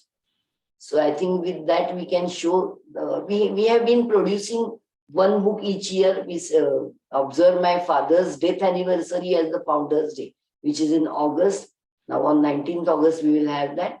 And each year we started producing books. Initially, we published books on microfinance, microinsurance, daycare centers. It was a sample study base. But then we published other books also on the religion and constitution. During Corona time, we produced book on Corona. and so on and so forth.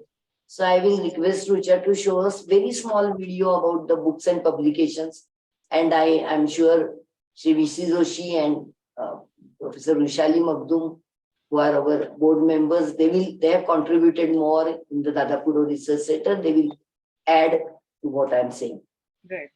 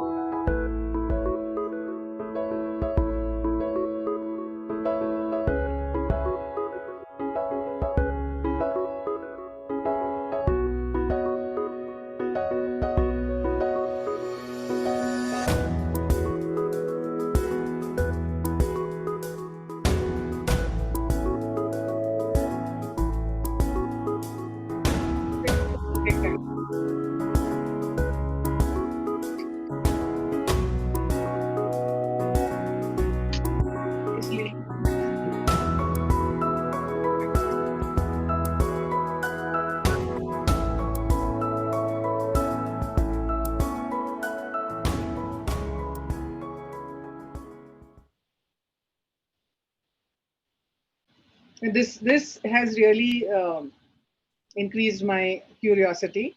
So definitely next person whom I will ask a question to is Joshi sir. I know that you are a veteran senior banker and you are in the advisory board of the Annapurna Pariwar.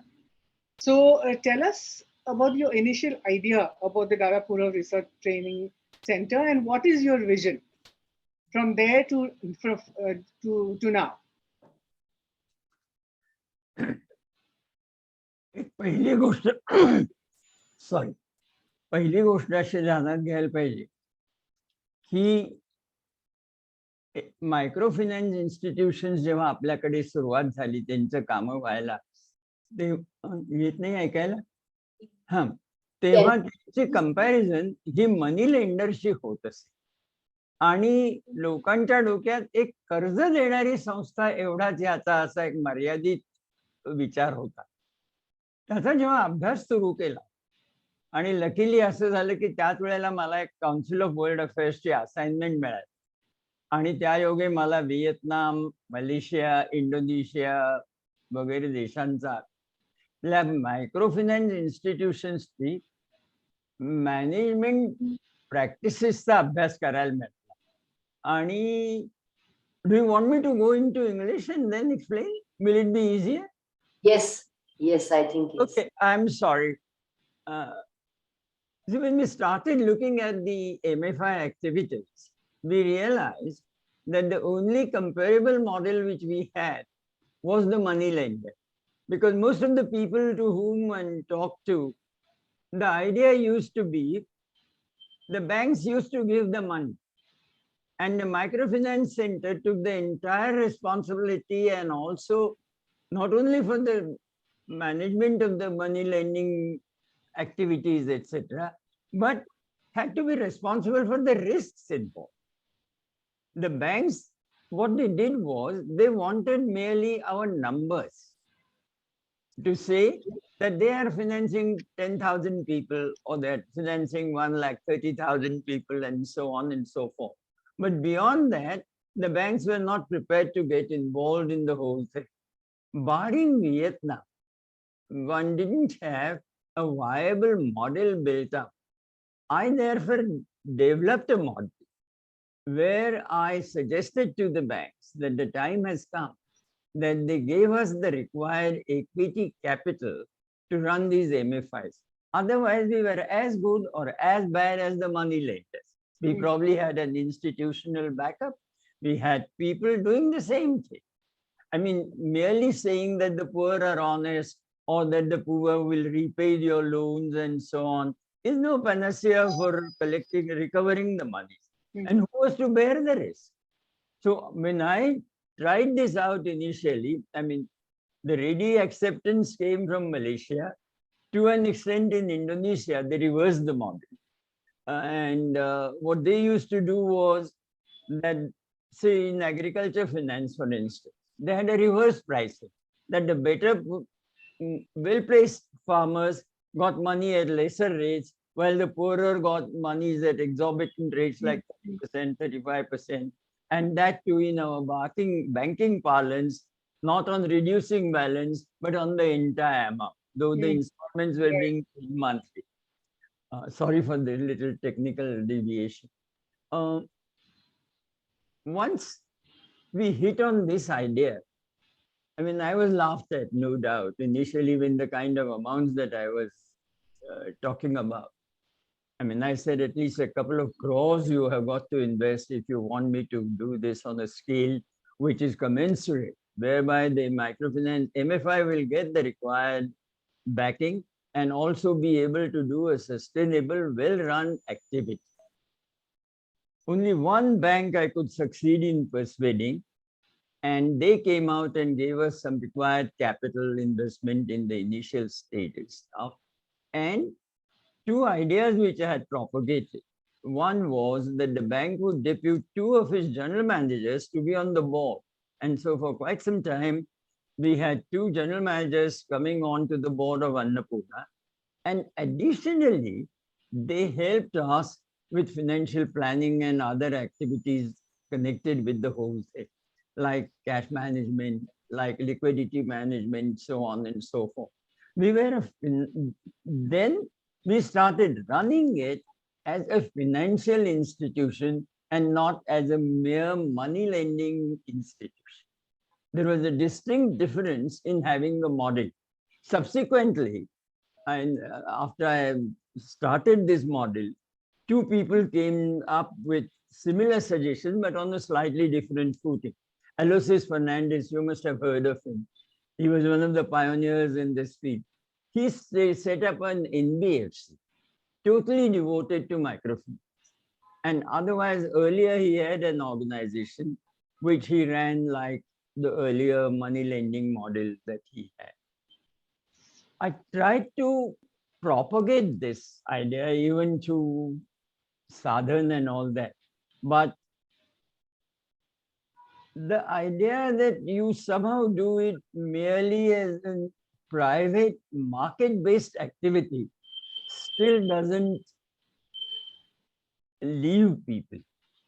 The basic way of lending, though we are trying, I mean, I've been after Medha to bring in the cooperative venture. I have succeeded in establishing a couple of units out in another place.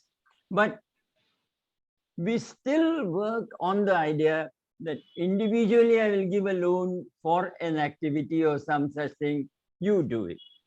And if this idea is to be sustained, you need an equity capital base. Fortunately, though, in Nirmala Sitaraman's budget, we have the possibility of getting this money from the capital market. One application was received, but it has been pending with them for the last 6 months. And after COVID, another place where I'm associated with, I tried to raise some capital. It hasn't quite worked out. So only an outright grant from a bank by way of a or private equity type comes in. It's very difficult to have sustainable microfinance institution. And therefore you see this. Look at the 2011 Andhra crisis. What does it show you? It shows you duplicate. We didn't have even credit bureaus to start. Our insistence, I wrote about it in a report which I submitted to NABARD and all that. Some few credit bureaus got established. They were opposed in the initial stages, but now they have got established. So the first idea in the research center was to build up the sinews and fibers of a microfinance institution itself. Unless that happens, all the other paraphernalia doesn't come in. Many of the institutions which were run like private money lending businesses. And that's what came out very vividly after the 2011 Andhra crisis. Yeah. Annapurna stands out in a totally different class by itself. that it has all the kind of support now to undertake activities on a different footing. Hmm. Sorry, you were asking something. Right. I thought No, I you was, had a yeah, question. yeah, I was asking exactly this, that the genesis of the Dadapura Research Center and linking it to, the kind of, the character of a microfinance institution, the kind that Annapurna Pariwar is. I mean, I think that link, and you use the word of muscle and sinew. I think that's absolutely a very, very insightful connection that you have drawn between the two. I also Thank did you. ask you that where do you think that the Dadapura Research Center, what is the vision for it further? If you have noticed, we still don't have a kind of center which is being staffed by permanent members working there. We are depending to an extent on a certain amount of floating population of people like me coming in and chipping in from time to time and doing the work as and when it emerges or it comes up, or publishing books like this.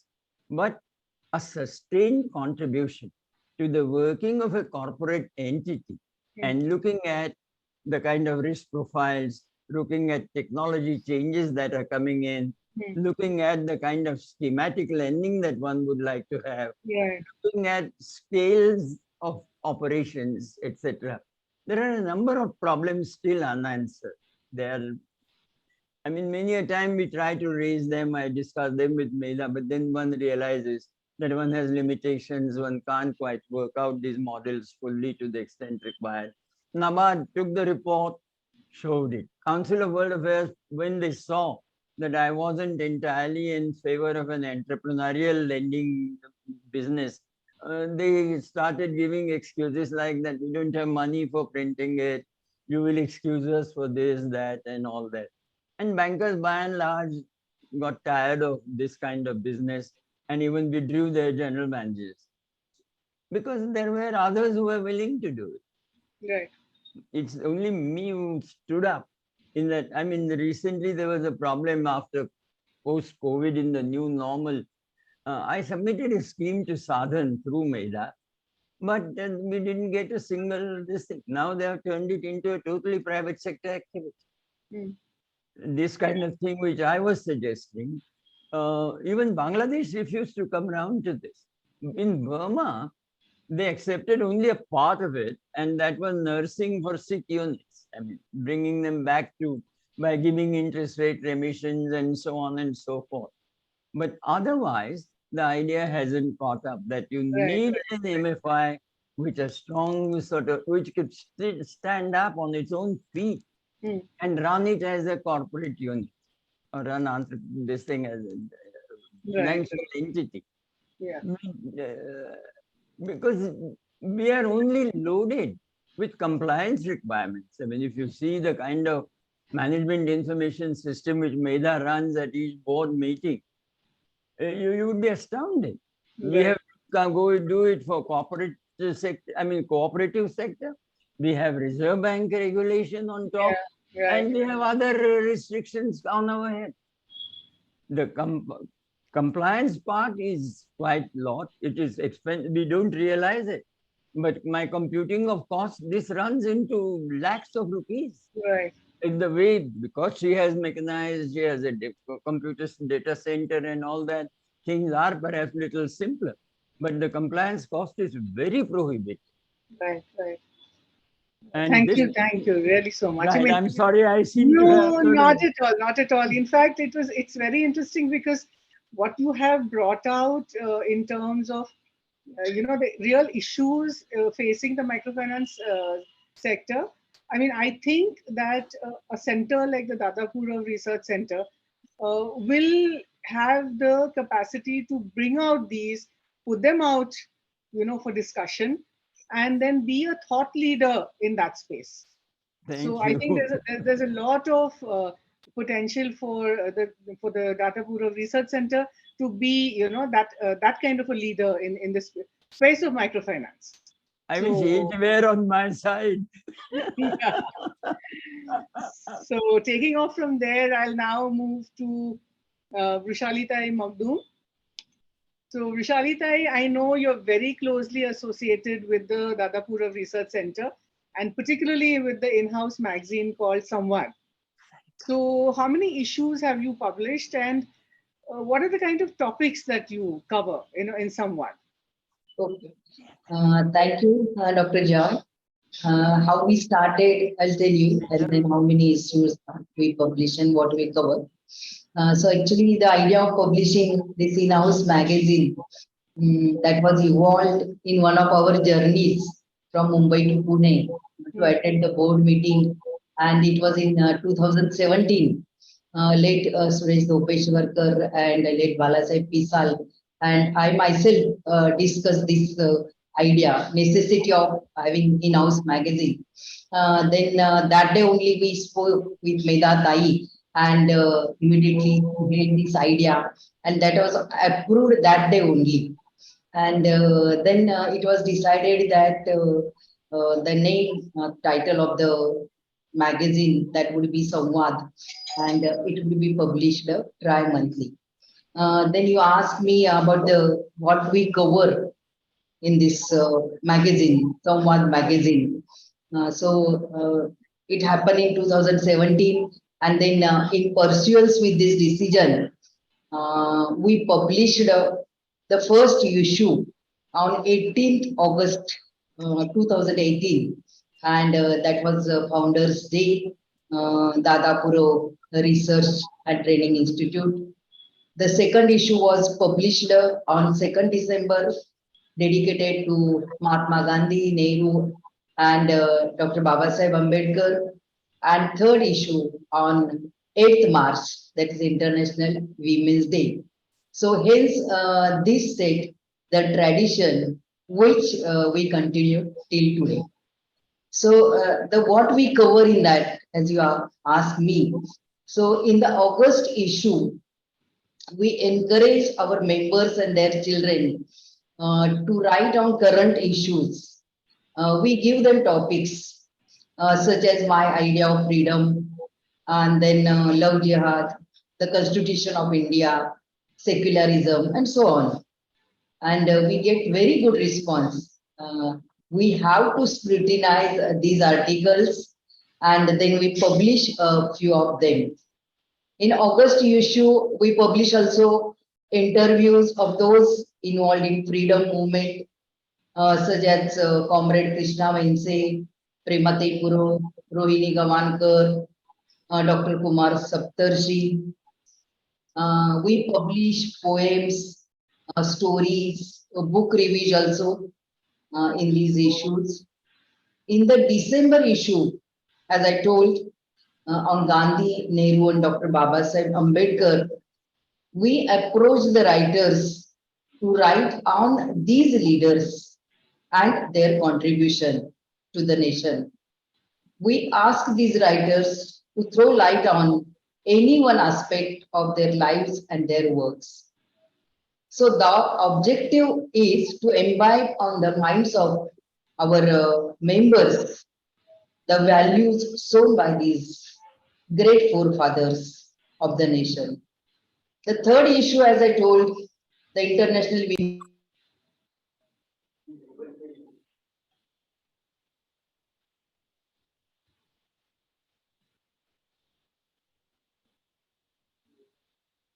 Vrishali ताई तुमचं video हे audio mute झालंय. एक minute. हा, yes, correct. Can you hear me? Yes, we can hear you now. Yes. Shall I continue or shall I go back? Yes, No, please continue. Yes. I was talking about International Women's Day, and the articles are written on women's liberation movement, current issues like violence and exploitation of women, equality. We appeal to the lawyers, psychologists, and doctors to write on the legal issues, mental health, and health in general, respectively. Is any other question? So it's very evident that it's a very powerful vehicle of communication, Samvad. So could you tell us? I mean, I got an idea about the kind of authors that you talked about, but who else? I mean, the voices that are being heard through Samvad, and who are the readers? If you can kind of elaborate on that. Yeah. Normally, we appeal the social activists, then writers also, journalists, those who are contributing their articles. I will take some names: Kumar Ketkar, Suresh Sawant, Pragati Bankhele as a journalist, Vandana Kare, Arun Kore, Mahavir Zondale, Ajit Magdum, Chaya Datar, Vandana Sonalkar, Right. Praveen Godeshwar, Neelam Mangave and Usha Parab, they are renowned writers. So, so many others also Right. have written for this Samvad. Yeah, and so for the readers, I mean, what is the accessibility, and is the work translated, and is it on the website? As you asked, how many copies we publish? We publish almost 600 copies of Samvad, and it is distributed among the staff and CR, and through this CR community representatives, it reaches all the way in different communities where they work on. The issues of Samvad are available on our website also, so that even a common reader associated with Annapurna Pariwar can read any particular issue. Few copies are distributed among NGO representatives, bankers, as well as our well-wishers also. Yeah. As Medha told, we published the book on Founders Day, but I would like to mention it is translated version that we published in January in our AGMs.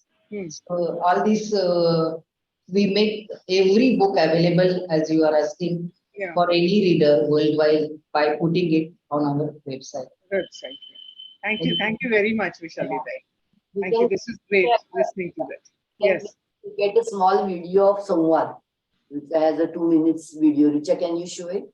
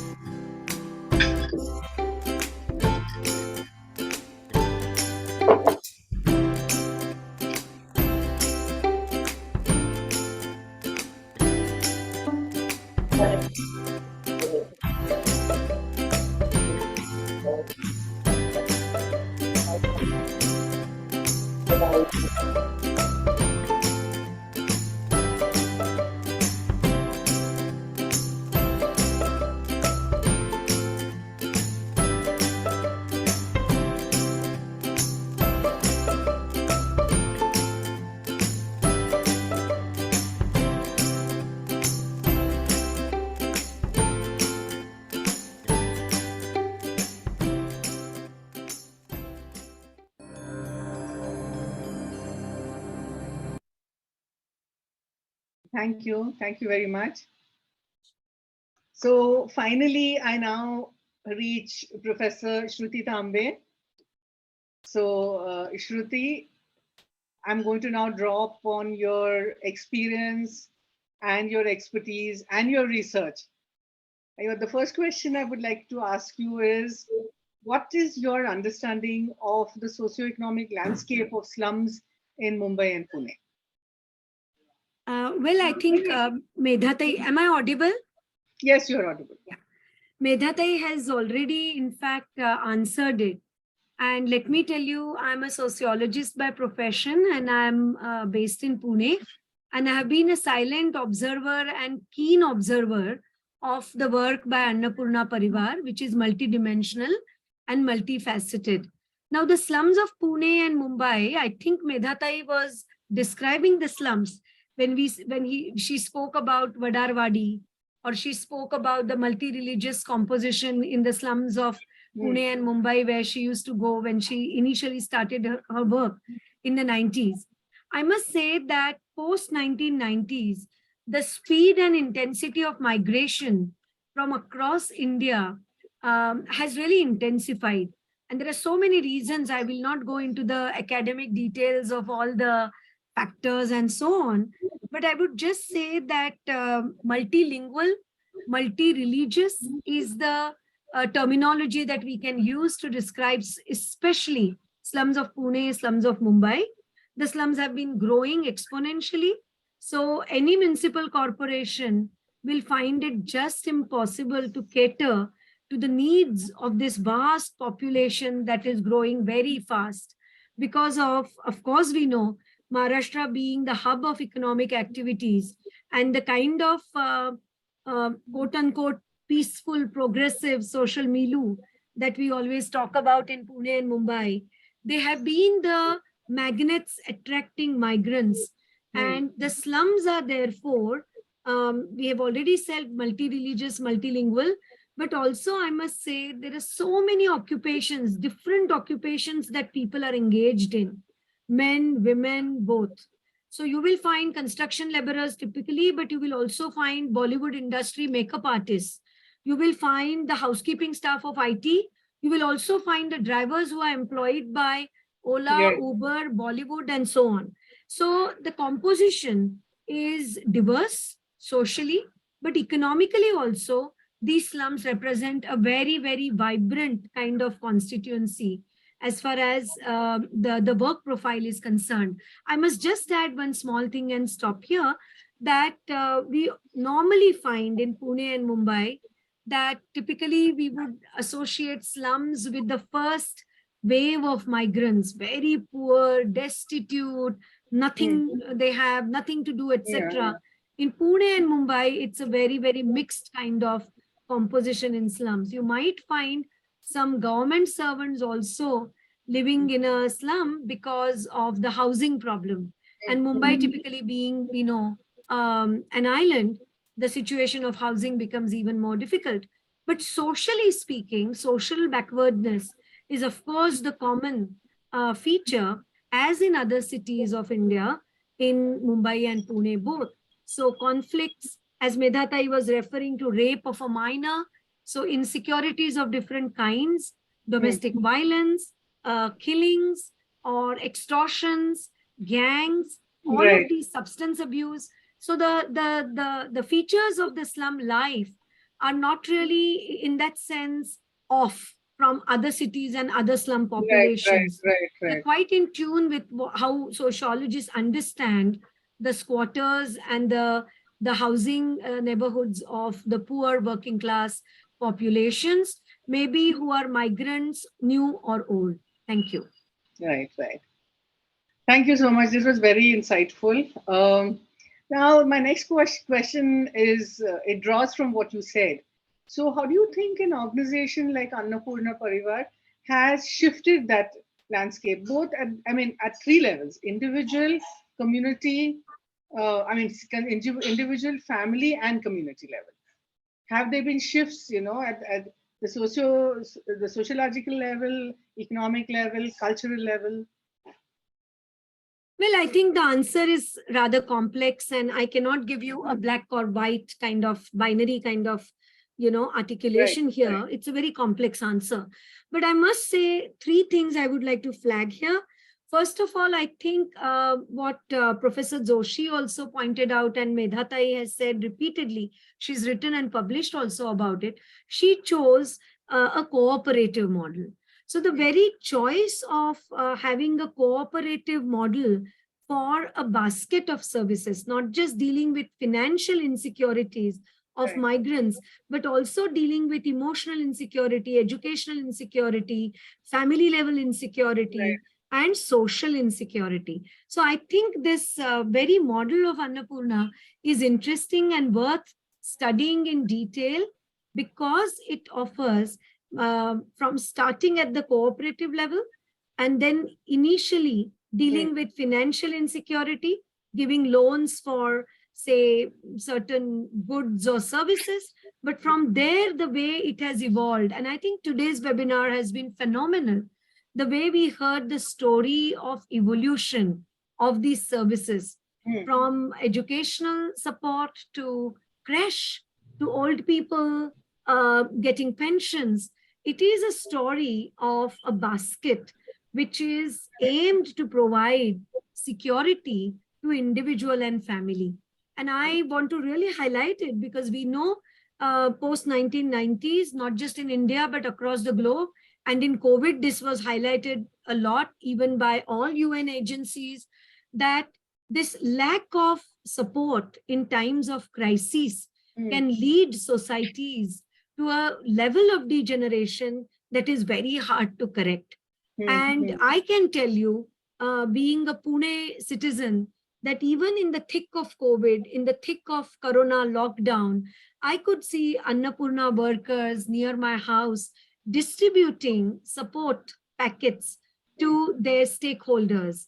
Now, Annapurna has grown so much that they have something like, we know, 1.25 lakh people who have taken the loans. So just imagine the number of families, the number of mobilizers in communities, the doctors involved, the creche workers. So the net is very, very large. The support network is really very large and it covers a large population. At the individual level, therefore, my answer would be not only that Annapurna gave the confidence and the self-reliance to women that they can take loans even at midnight. I remember one of the stories in one of the videos, the lady who said that my daughter was very ill and I didn't know what to do. And the moneylender was maybe the only resource. And at that time, Annapurna saved me by paying the bills. And I'm no longer insecure. And then she was talking about the dream of education. So it started from self-reliance. Then it gives confidence to the borrower, because it is a different model. It's a cooperative model. It's not the moneylender / bouncers coming to your house at midnight model, but it's a very different socially relevant model. And then I feel it also kindles the aspirations from very destitute situation, from very lower middle class kind of life. Women started dreaming of aspiring of a slightly higher opportunity level or livelihood opportunity level. So there is aspiration also which is kindled, and not just that, but those aspirations are fulfilled. Like there are loans for your different enterprises and small businesses and so on. And from there, then I think there is improvement in quality of life of the family. So from individual to family aspirations and fulfillment of aspirations and future planning. And how does this affect the neighborhood? I've already described to you that in the thick of Corona, how the packets were distributed. And I must tell Medha Tai and her colleagues, very able team, that other people who were not part of the Annapurna Pariwar were really feeling out of the loop at that time. Oh, had we been member of Annapurna, we also would have been helped by them. So this, at the neighborhood level, I have seen that the model of gender equality, the way Vatsalya Purna works, for example, the way the children were, the songs, if I carefully listened to the lyrics, and the songs were about how there should be peace and cooperation and not conflict and extreme competition. And I think in the post-corona world, exactly this we need at the micro level, at the level of slums, at the level of even the gully, a small lane in the slum. We need this kind of support system. If there's a fight, Annapurna members would be encouraged to go and stop the fight. And that's the spirit at the neighborhood level that I think Annapurna is creating. And that's why there is, in Indian slums, as Medha Tai was talking about, There are Muslim ghettos, so there'll be slums which are Muslim slums. There'll be slums which is like Badar slum or the Mang slum, etc. So caste-based networks or linguistic networks in Mumbai, for example, are still so strong, and the given community where I'm born, only those are my people. Still such sectarian, narrow identities, we are all, and unfortunately today the political process is also encouraging that kind of clinging to your religion, my religion, your caste, my caste, your language, my language. And in that kind of hateful atmosphere, Annapurna is saying that, well, there's a community by birth, but there is a community called Annapurna Pariwar. We all are connected with a different ideology. And I think the photographs and videos of their general body meeting are testimony that in the name of Jyotiba and Savitri, in the name of Constitution of India, a new community, not just economic community of borrowers, but a new social community, which is ideologically connected, spiritually connected, is tried to be created by Medha Tai. I'm sorry for a long answer, but I really wanted that to was highlight wonderful. these That's absolutely wonderful. And you have captured the entire essence. So I would only conclude that I was going to ask you, but I'm going to conclude that in this way, it impacts the city. And if somebody out there, and I would urge them to, pick up this model, emulate it, because Medha Tai is willing to share knowledge which she has, then we would be able to even impact the entire country. Am I wrong, Medha Tai? I hope so. Amen. I hope so. Amen. Right. I just would like to ask Rucha to play the oath video which Yes, please. AGM. Thank you so much. Thank you, Joy. Yeah, thank you, Shruti. That is wonderful.